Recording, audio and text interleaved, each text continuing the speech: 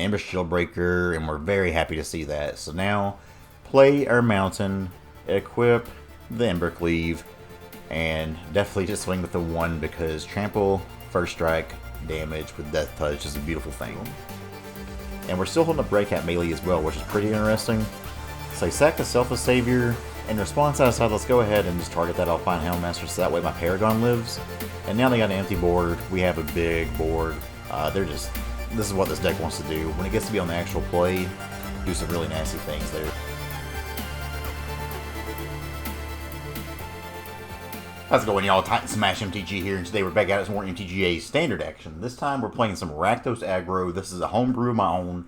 Rakdos Knights is an existing deck in the meta. However, I wanted to see if Rakdos had the tools to put up some aggressive slants of play without the Knight synergy there.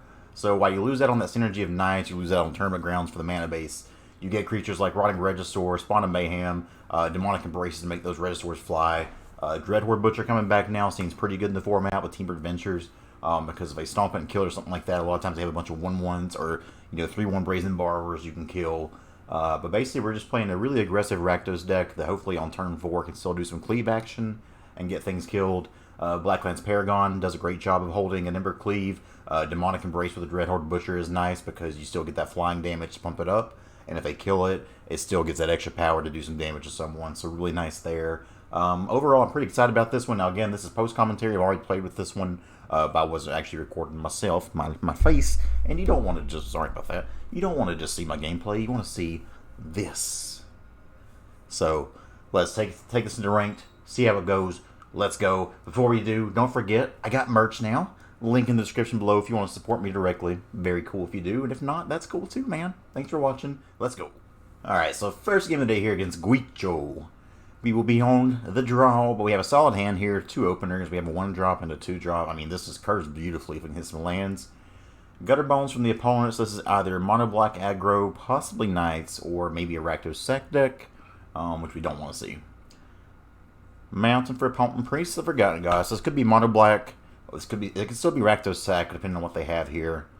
So here, we'll attack in with the Gutterbones, the G baby. We'll hold up the Blacklance Paragon here, so that way, if for some reason they decide to attack with Priest of Forgotten Gods, we can flash in that Paragon and do some work. Let's see what the opponent decides to do here.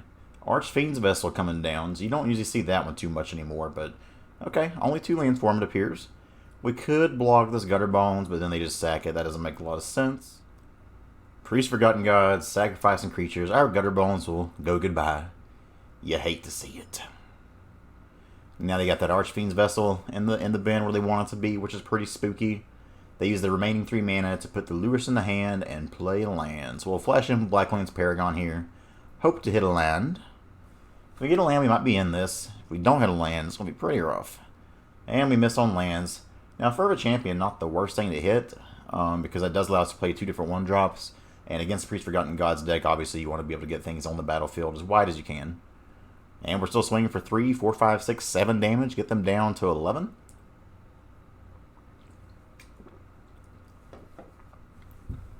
It's as if you could say we are Titan smashing the opponent. Still unfortunate to miss on land drops there. While when you're on the draw and you miss out on lands, it always feels pretty bad. So they are Rakdos. Good to know. Opponent plays a Fable Passage here. They crack it, which means they probably don't have a Mayhem Devil, or they're bad. But my money would be on them not having a Mayhem Devil here.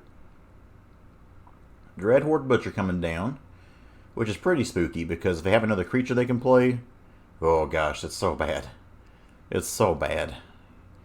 Now they can attack in, and let's just concede now. There's no way we can get out of this one. They can sack our Blacklance Paragon, shoot us with the Butcher, it's GG's. So we bring in some Heartless Act here. Heartless Act is nice because not only does it kill things like Priest of Forgotten Gods and Mayhem Devil, but it also takes the counters off of Dreadhorde Butcher, which can just make it die, which is even nice. Well, I guess not die, but be a 1/1, which is lame. Lame brain. Cut some Rotting Regisaur here. With it being 3 mana, still get hit by Claim the Firstborn. That and the Annex both don't do super well in this matchup. And then 1 more Gutterbones, because it's just kind of a mopey creature that doesn't really attack through their own Gutterbones. So game number 2 against Guicho. Take the play. We got 2 lands in hand. This is a beautiful hand here. And even with Demonic Embrace here, even Knight of the Ebon Legion is not a bad draw. Because if you Demonic Embrace it, that automatically makes it 4 power, which means it can swing in the air and start buffing itself up. And then from there, you have this flying threat that if you don't have blockers for it, you can just run away with the game with. So here, decide we're going to flash in the Paragon yet again. Still need to hit that 3rd land drop. We'll hope it doesn't evade us this time. Opponent plays a Temple of Malice. Screw out of the top. Opponent plays another Gutterbones. Any kind of tapped attacker is just fine. End of turn, we flash in the Blacklance. And we miss on our lands yet again. Sometimes it be like that, my friends. Sometimes it be like that. And it sucks we're holding all the expensive cards in our hands. So here I go ahead and attack in with everything. Probably not the wisest attack, if I'm being honest. But we kind of have to start forcing them to make some trump blocks here.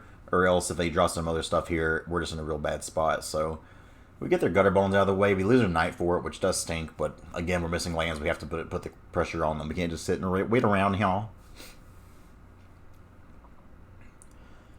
A Lampad of Death's Vigil is pretty spooky, especially when they have an Archfiend's Vessel with it. Opponent doing some things, actually hitting their land drops. We hate to see it. Here we get a Swamp. We got a few options here. We can Demonic Embrace, we can play Rotting Regisaur, or we can attack in. Hope to have that Blacklance Paragon connect, and then put down a Spawn of Mayhem.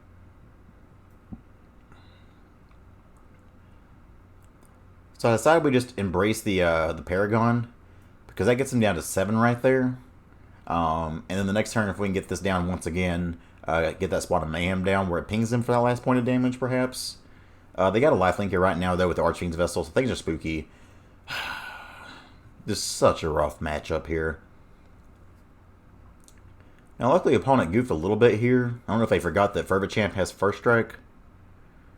But we eat that up cleanly. They still get to hit us for 7 here, which is pretty bad. And then they can sack it with the Lampad.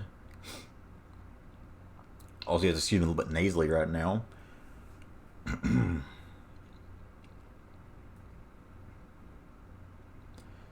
Opponent plays a Village Rites on my own creature, which is just, again, just super, super rude.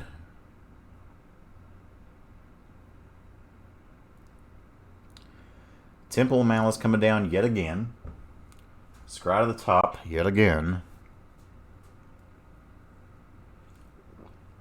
Here we pick up another Fervent Champ. A little bit too little too late here, I'm afraid.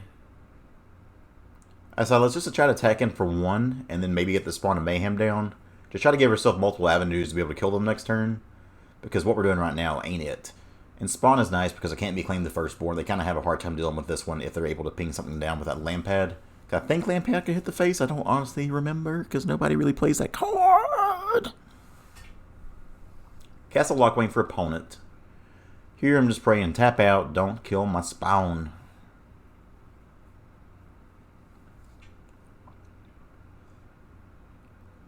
If they don't kill the Spawn, they're dead though if they don't gain life, because the Spawn will ping them, get them down to 5, and my Spawn will become a 5/5 because I'm below 10 life.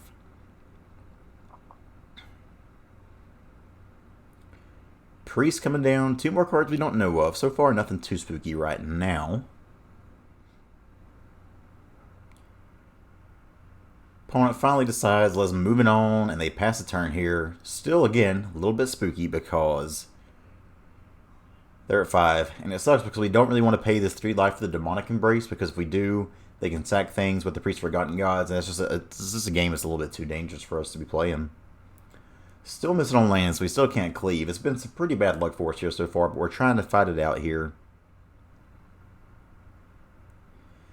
So we play Fervent Champ to start it off.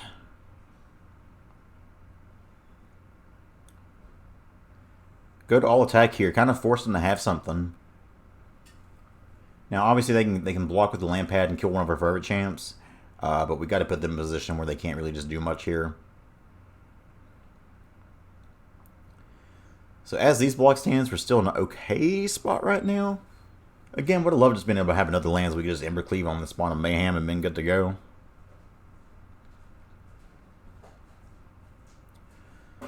So land pad, Sac's a blocker. They go to 6. We go to 5.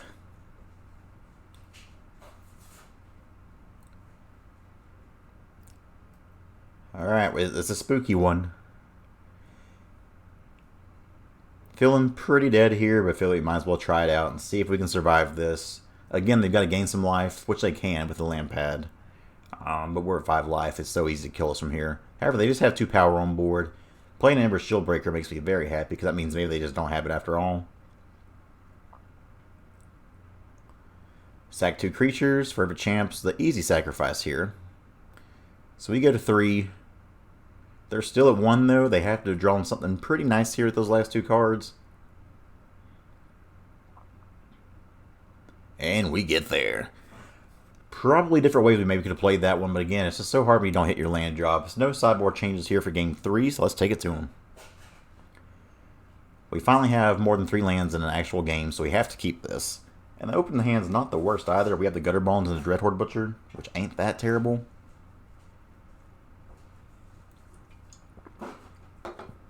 Archfiend's Vessel coming down there getting in the way is pretty annoying.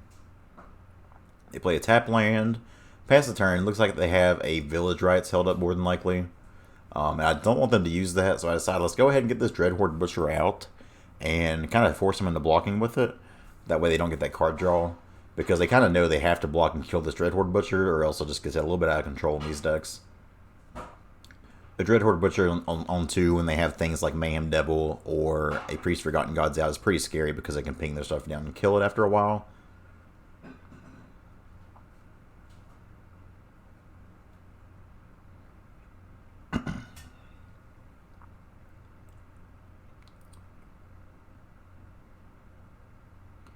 Mountain for the opponent. They just pay 3 mana to put their Lurrus in the hands. They must not have anything. Unfortunately, we're all the lands we missed out on games 1 and 2. We decided to find them all here. We even scry another one to the bottom. So, Magic, beautiful, low variance game. You see me counting here. That's 1, 2, 3, 4, 5, 6, 7, 8. 8 lands we've seen in the first 11 cards. That ain't right. Lurrus and Archfiend here. This is pretty rough. But we're not out of it until we say we're out of it, alright?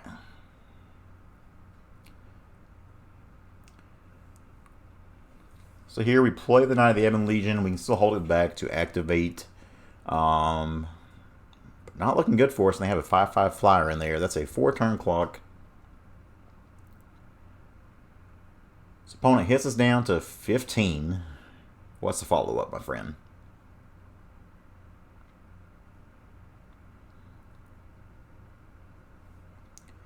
Temple of Malice coming down. 5 cards still in hand for the opponent. We have 4, but 3 of them are lands.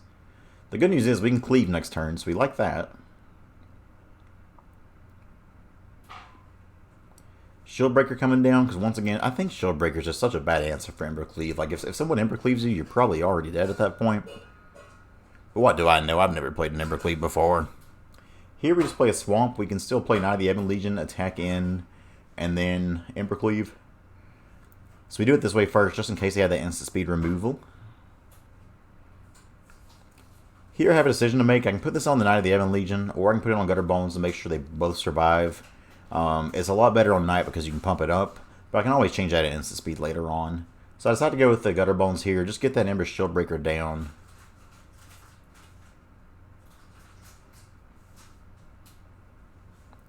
So they sack it with Village Rites, which is fine because we still have trample damage. So that is still 7 damage coming to the face to get them down to 7. And then with the final mana left over, we'll play Knight of the Ebon Legion once again. So all of a sudden, the game's not looking too bad now. For them to have such a great start there, and that's a flood, we have sort of stabilized here. Just got to see what they can do. Again, this kind of deck can just turn your world upside down with some of its plays, so it's a really bad matchup for us a lot of games. Luckily with Lurrus, they can't play the Shieldbreaker's Adventure side. They can just play the creature. So, Swamp coming down. Claim the Firstborn on our Gutterbones is pretty scary. Swinging for 3/6, swinging for 11 to get us down to 4. Definitely no blocks here from us. Now the good news is they don't have a sacrifice outlet as it stands right now.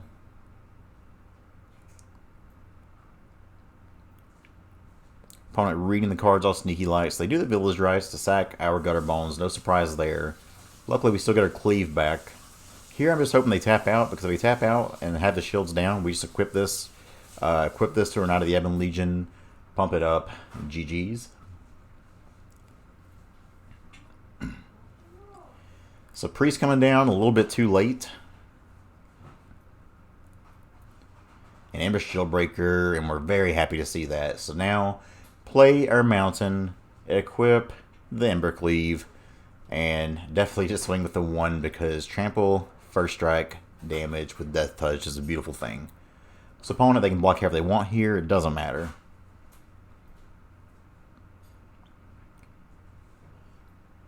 So yeah, they throw all 3 of their creatures in here. Again, not sure if they're doing this just to be cute or what, but Death Touch doesn't care about their blocks. So we pump it up, ping, ping, ping, swing, and that's GG, opponent. That's dead. Good first game there, beating a really hard matchup here for us. On the draw, you love to see it. Let's play another. Game number 2 against Ulamog, our Savior. Heck of a name. I like that name a lot. On the draw again. All swamps for the lands, but we do have 1-drop and a 2-drop here, so I think it's definitely keepable. Grazer coming down. Always spooky when you see the turn 1 Grazer putting a land down. We draw a Fervent Champ, so not the worst draw in the world. Or we draw a Mountain, sorry. But we play the Blacklance Paragon. Opponent just casually goes Grazer into Risen Reef. And of course they find the land off of it. So we're sitting here with the Knight of the Ebon Legion. They have 2 creatures and 4 lands. Yikes. So here I meant to play my Mountain so I could play 2 1-drops. Obviously that did not happen. Went ahead and attacked in here anyway just to see if we could do something. I feel like I might as well try to get rid of this Grazer while we can, because it's going to be blocking and bending in the way. So turn 3 for the opponent. Let's see if they have the Nissa. Or the Cavalier Thorns. I guess the Elementals play Cavalier Thorns too. Just a ridiculous start on their end. Let's see what they got for us. Island coming down. Omnath. So they can kill our Knight of the Ebon Legion or a Blacklance Paragon here. Again, very frustrating. That's a heck of a start for them. The good news is they're down to 3 cards now, so maybe they're running out of gas. We pick up a Rotting Regisaur. I feel like I would go ahead and see if opponent's willing to trade any of these creatures for here. They're not, so we'll play the Rotting Regisaur. And from here, we're just looking for we're looking for 2 cards. We're looking for another Mountain and an Embercleave. Cavalier Thorns, very frustrating. Opponent just has all the answers. So Risen Reef, draw them a card. Ketria Triumph coming in. And that's now a 6/7 Cavalier Thorns. Magic is a very, very mean game sometimes. Now we do draw a Demonic Embrace. And this is a punt by me. I will own up to this being a punt. But we'll Demonic Embrace our Regisaur. Usually, something that you can't really stop. That's a 10/7. Kind of just wasn't paying attention here. They had a 7/8. So, unfortunately, both their creatures died. I'm just like, yeah, we were not going to beat that start they had, though. They probably had an Ultimatum or a Ugin in hand. So, really rough start for us there. Here we bring in some Noxious Grasp. It kills most of the things that we're worried about. Heartless Act also does a pretty good job of killing a lot of their stuff here. Do we want it, though? Again, doesn't really seem like an Annex matchup because they don't play a ton of removal. They're kind of just very straightforward. They ramp up to Ugin to exile your stuff, so Annex doesn't do anything here.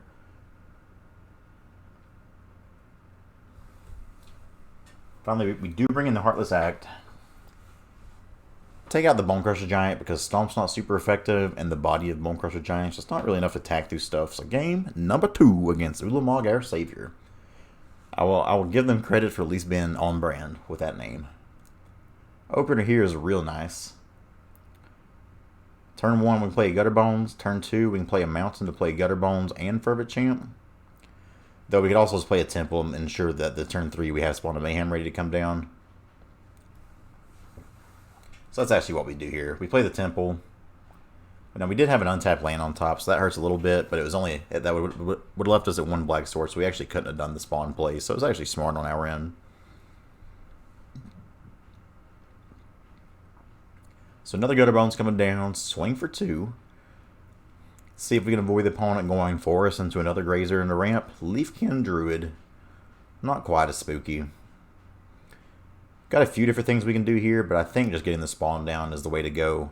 Like for 4 mana, there's nothing too spooky here. They can play an Omnath and tap out for it, but that's enough just to kill Gutterbones at that point that our Spawn of Mayhem is putting such a clock on them. And they also don't have a blue source right now.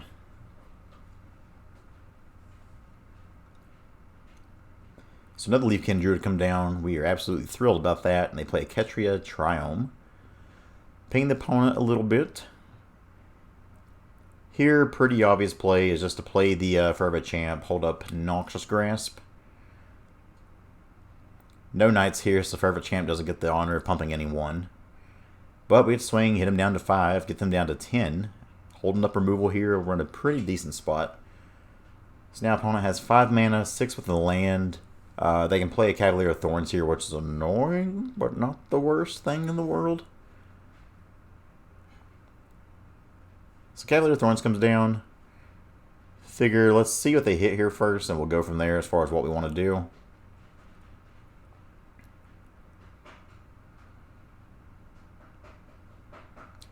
So they put a Stomping Ground into play, Euro in the yard. Hey, that taps them out though. Even a Leafkin Druid is sitting back to block with nothing else, so we're in a good spot here. We're back up to 20 now. Yippee-ki-yay.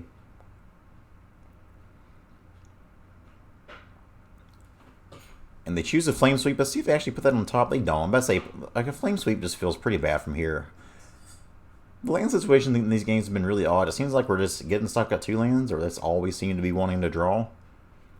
Get the opponent down to 2. Play a land, pass the turn. You never want to try to sandbag more than 1 land just in case you need them for some odd reason. So opponent has 1, 2, 3, 4, 5, 6, 7, 8. Hoping to not get Ugin here. Genesis Ultimatum is scary, but as long as they don't gain a bunch of life or get a blocker for a spawn, then we're feeling pretty happy. So opponent will gain some life here. Just so frustrating. Especially getting them down to 2. Getting them that close is just such a feel bad. And they got that Ebon Grazer to block with, which is super aggravating as well. Top deck the Dreadhorde Butcher. I mean, not the worst in the world. Are they dead, though? Master blockers, so we'll let them figure it out.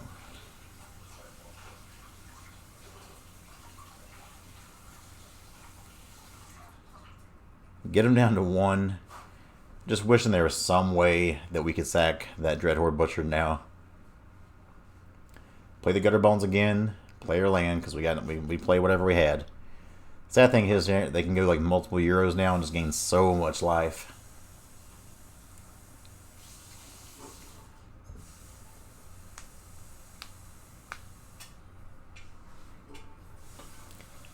So Cavalier of Thorns comes down. Again, another blocker for Spawn of Mayhem. Opponent has 1, 2, 3, 4 mana left. If they just play Euro here, we might actually be okay. They'll go up to 4, obviously. And if they're tapping Leafkin Druids, that means maybe we can do something here. They're getting all fancy with their tapping, so let's see what they're doing here. So what I'm guessing they probably do here is play a Euro, and then with that Euro on the battlefield, their Leafkin Druid taps for 2, and they can maybe play another Euro just to gain more life.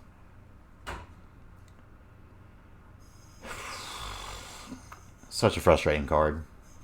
Don't think it's bannable by any means, on my opinion, but still. And they have the Flame Sweep here. Now we can hit them for 2. Get them down to 1 again. The thing we were hoping to draw there was a Dreadhorde Butcher. We play a Regisaur. Get a Gutterbones back. Play another Gutterbones. Unfortunately, we can't attack, and now their Euro can attack in. It's aggravating. It's so aggravating. They've gained so much life this game. That's a tear of the peaks. Here, we just kind of hold our breath. And now they can play that other Euro if they need to. They can attack in with the first one. They can play the second one. We got them down to 1, my friends. But they've gained like 12 life this game. So what do you do? Here, decide to not block because we have any chance of winning. It's going to bank on them messing up somehow here.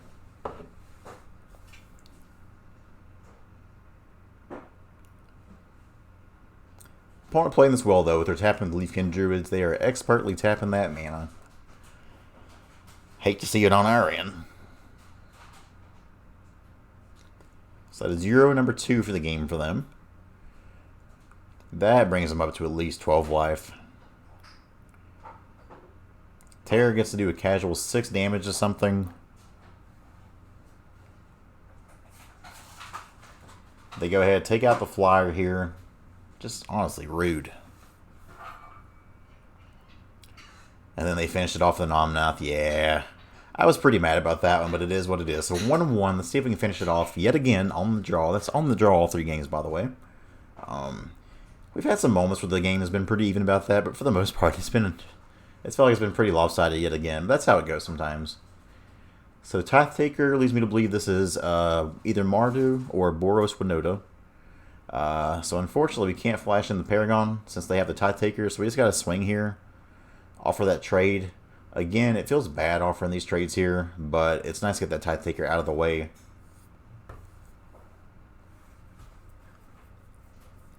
Fable Passage for the opponents and another Tithe Taker. Again, kind of nice here now because we can Dreadhorde Butcher attack in. If they block, we get to ping down their token and the Tithe Taker.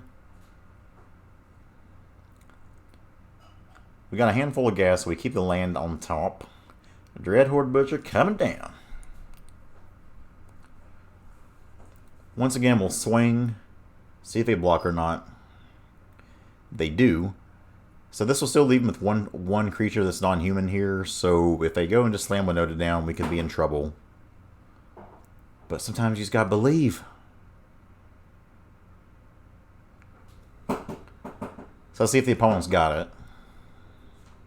Alpine Houndmasters, they did not have it. Definitely Winota though. A little bit of Pawblade action here.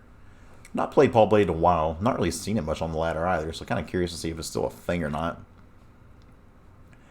And then they play Stone Coil for 1.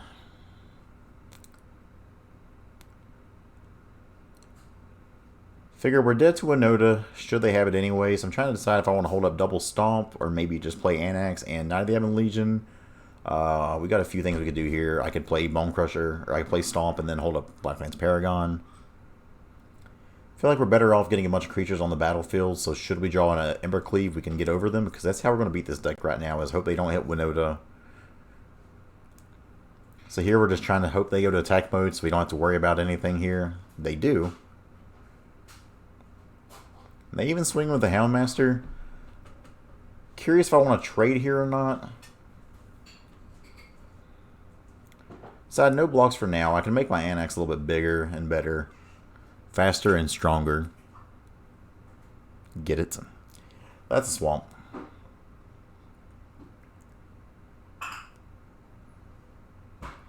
So here we got a little stompy stomp action. Trying to decide what I want to hit here. So let's go ahead and hit the Houndmaster. Even though it's tapped, it's still just something we don't want to have laying around. And then from here, I can play this Bone Crusher out, make my Anax a 3/3. If they want to trade for both of these and double block, they can be my guest.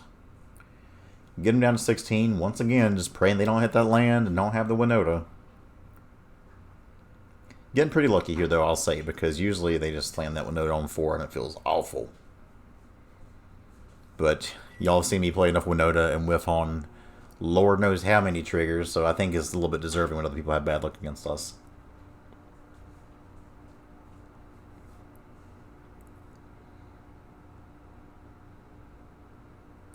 Stone Coil for 1 from the opponent, and then I'm guessing they're going to play a Cur here. Again, opponent just swings for 1.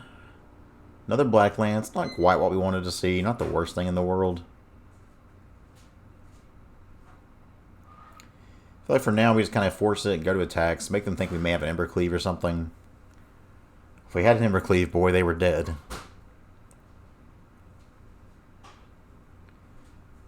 Trying to see what to do with the mana. I can pump up the Knight of the Ebon Legion and still hold up Blacklance Paragon or Stomp.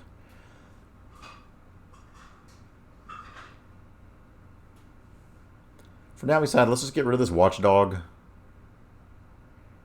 Opponent obviously has something. It is more than likely a Raise the Alarm. It is. So we play the Bone Crusher. We get him a good spot here. And they scoop, so they never found that fourth land. I feel bad for opponent there, but again, it's happened to us so many times, I actually don't feel that bad. Red Cap Melee for sure comes in here. Little Heartless Act action coming in. Basically just every way to get rid of Winota, because if you can get rid of Winota, you just stomp these decks. That wasn't meant to be a stomp pun, by the way, but I guess it could be. So Dragonfire is awkward because Dragonfire hits a lot of things in the deck, but it doesn't hit Winota, which is the key card.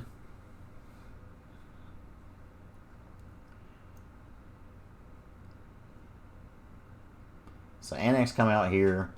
Gutterbones doesn't do a dang thing. And we decided, let's put in some removal. We'll put in these Scorching Dragonfires here.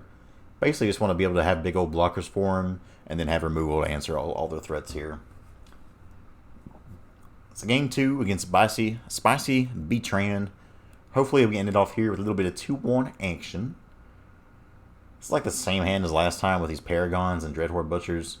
Mulligan, and we don't get a great hand here either, but this is one where we can just go Blacklance into a Demonic Embrace and Embercleave, but that also requires them not having the nuts. Demonic Embrace going to the bottom, pass the turn.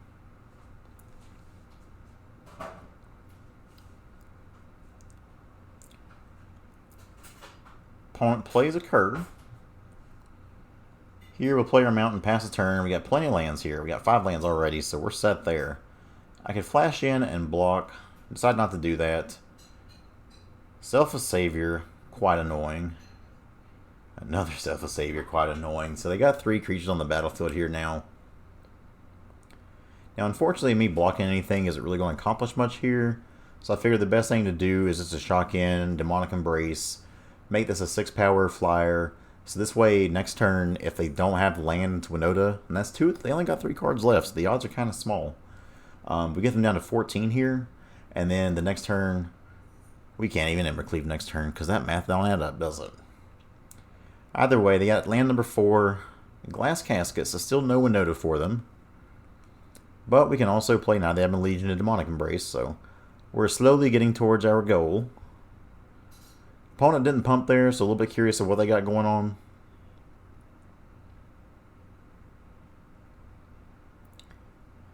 Unfortunately, we only have the 2 black sources, because I'd like to play this Knight and then go ahead and just embrace it. We can't do that, so figure might as well just play the Knight. Play the Fervent Champion. Go to attacks. Next turn, we can Embercleave. Bosby's Lieutenant is okay. He doesn't really scare us too badly here. Kerr is a little bit annoying because I can still attack in. And again, our blocks are useless with these Selfless Saviors, so... Opponent has a Stomp here, which is not the worst thing in the world. Or we draw the Stomp, I should say.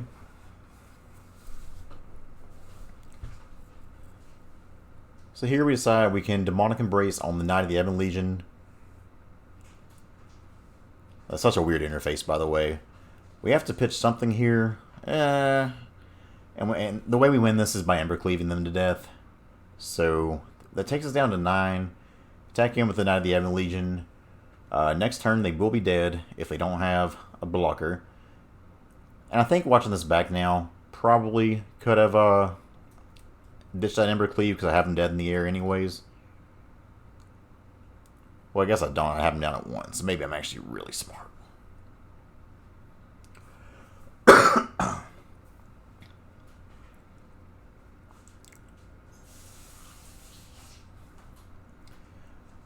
Opponent draws the Red Cap Melee. Unfortunate there. They shock in a land. They attack in. They had the math just right. That's a pump. And this is why Kerr can be good. Kerr's a kind of a mopey little card, but sometimes it gets there just as it needs to. They get us down. They just had just the right answers in hand. Sideboard time for the opponent. Alright, so game number 3. No sideboard changes for us here. We're running the same stuff back at them. We're on the play this time. Again, all 3 of these games been on the draw. It's pretty rough when you're in an aggressive deck like this, especially one that plays Dreadhorde Butchers and really wants to get those out so super soon. This hand is mighty nice, though. Going Knight of the Ebon Legion into Paragon into Reggie with a Cleave is just disgusting. Alright, so we'll start off here with the Knight of the Ebon Legion. Pass the turn. here, hoping to draw a land, so that way I don't have to play my Temple of Malice here. I want to be able to guarantee I can go. Okay, well that's a great draw. For the first time in this whole recording, we finally get to play a Dreadhorde Butcher with no blockers in front of it. You love to see it. And also, fun fact, I've never got to actually Embercleave a Dreadhorde Butcher before. So that little interaction where it deals combat damage, gets a counter on it, and then you hit them with the double strike and get another counter on it is pretty nice. Opponent just plays an Alpine Watchdog. That's a yikes. Now, unfortunately, we can't really attack in right here. We could throw away this Butcher, but it just doesn't feel good. So instead, I decided to hold up the Red Cat Melee and the Blacklance Paragon. See what the opponent's got for us here. Selfless Savior's annoying, but again, not a big deal. They got Vigilance, so we can't really do too much here. But we can flash in a Paragon, baby. So Alpine Houndmaster comes down. Go find some more doggos. Just some good old boys. In a turn, we'll play this Blacklance Paragon down. So now we're set up for Embercleave. We got this mountain. We can kind of just attack him with it all. And depending on how they block will depend on what we Embercleave here. But I'm hoping we can block or do so in a way that we can put it on this Dreadhorde Butcher, because I've just never got to do it before, and that sounds fun. So if opponent blocks with the Alpine Watchdog on the Dreadhorde Butcher, that is the best possible thing that can happen for us. Because our Dreadhorde Butcher will live no matter what. And at this point, like, all the blocks just, like, they can put their Knight of the Ebon Legion or the Alpine Houndmaster in front of the Knight of the Ebon Legion. But opponent just, this seems like one of the worst blocks they could have done. Definitely feel like there's a better way to get around that for opponent, but hey, more power to them. And we're still holding up Red Cat Melee as well, which is pretty interesting. So I sack the Selfless Savior. In response, I decided let's go ahead and just target that Alpine Houndmaster so that way my Paragon lives. And now they got an empty board. We have a big board. This is what this deck wants to do. When it gets to be on the actual play, do some really nasty things there. So now we have this 5/5 Dreadhorde Butcher with double strike and trample. Knight of the Ebon Legion can pump itself. That's mean. That's real mean. Opponent shocks it in. Hoping they just play the two cards we know of. There's the Watchdog. Play the Cur. If they play the Cur, that's a big GG, and that's what they do. And they scoop it up. So 2-1 here, Rakdos Aggro. Let's take a look at the deck list one more time. Alright, so 2-1 overall with Rakdos Aggro. Not too shabby there. The deck felt pretty reasonable. Is it better than Rakdos Knights? It's kind of hard to say. You get to play a little bit better creatures here, I think, but that mana base for Rakdos can be pretty rough if you don't have those tournament grounds. So probably a toss-up, but if it's something you're interested in playing, then give it a shot and let me know how it goes. Thank y'all for watching. Love y'all. Bye-bye.